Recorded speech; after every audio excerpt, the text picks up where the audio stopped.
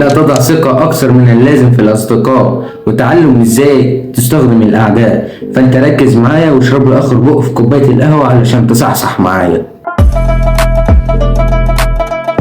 كن حذرا من الأصدقاء، والأصدقاء هيسيبوك في أسرع وقت لما تلاقي كل واحد ينشغل في دنيته وحياته، ده يبقى هنا وده يبقى هناك وانت هتبقى لوحدك. والعلماء أثبتوا إن الأصدقاء والقعدة مع الأصدقاء عبارة عن وسيلة تسلية متكررة على مدار يومنا تكراريا.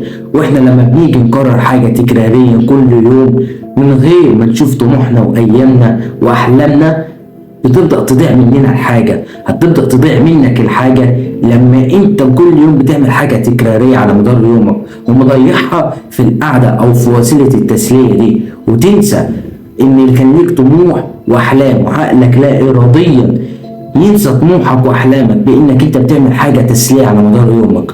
ولما اصدقائك يجوا يسيبوك او ينسوك او كل واحد يبقى منشغل في حياته ودنيته، هتبدأ انت تعيش في الوحدة وتبقى مش عارف تعمل ايه، وتفتكر بان كان ليك اصدقاء وكان ليك احلام وكان ليك طموح، بس انت سبت احلامك وطموحك واستغليت وقتك مع القعده مع الاصدقاء، وضاع منك الوقت، وبقيت دلوقتي مش قادر تحقق طموحك ولا احلامك.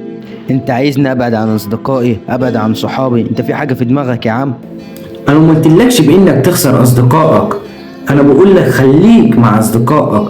ممكن يكون في واحد منهم في نبذة من الامل في الحياة بتاعتنا، الا من رحم رب طبعا. بس خليك برضو عارف ومتأكد بان الوقت اللي انت هتقضيه مع اصدقائك ده وقت انت بتستغرقه من عمرك مع اصدقائك، وتبقى عامل قصاده 100 حاجة في تحقيق حلمك.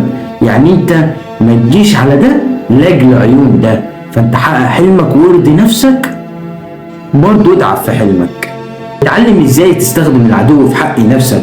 العدو هيعلمك ويعرفك انك انت شاطر في ايه او متميز في ايه، ولما تيجي تبدأ تأهمل في نفسك او تكسل في حق نفسك هتلاقي العدو سبقك، وانت المستوى بتاعك نزل والعدو عمال يعلى. فانت هتبدأ تلاحظ ان عدوك اللي انت كنت اعلى منه في يوم في الايام هو عداك، فتبدأ تدوس على نفسك وتعدي عدوك بحيث ما يكونش حد احسن منك. فلازمة العدو في حياتنا ليه لازمة كبيرة في حياتنا، فانت اتعلم ازاي تخلق عدو او تصنع عدو، علشان ليه لازمة كبيرة في حياتنا ويخليك تقدر تحقق حلمك وتعمل المعجزات في دنيتك.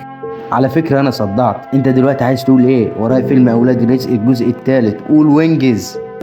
عايز اقول لك انك ما تحط الثقة لازمة مع اصدقائك. الرسول عليه افضل الصلاه والسلام مات والدنيا لسه شغاله والايام عماله تجري والدنيا لسه بتلف والكورونا عماله تعدي علينا والسنين عماله تفوت. فانت اتعلم ازاي تحقق حلمك وطموحك في ايامك دي، وشوف الحاجه اللي انت كان نفسك تبدا فيها السنين اللي فاتت ولسه لحد دلوقتي ما بداتش فيها، وابدا فيها من دلوقتي. وهيجي في يوم في الايام توصل للمكانه اللي كان عقلك متخيلها، بس لا، قبل ما توصل للمكانة دي لازم تكون قبليها تعبت عشان توصل للمكانة دي. مفيش حد بيطلع من يوم وليلة، ولو طلعت من يوم وليلة هتنزل من يوم وليلة، بس اللي بيطلع درجات عمره ما هينزل، ولو نزل هيعرف يطلع تاني علشان عرف خطة النجاح ماشية ازاي. فانت اتعلم ازاي تستغل وقتك في تحقيق حلمك وطموحك، وازاي تخلق لنفسك عدو. ولو محتواي عجبك ما تنساش الفولو.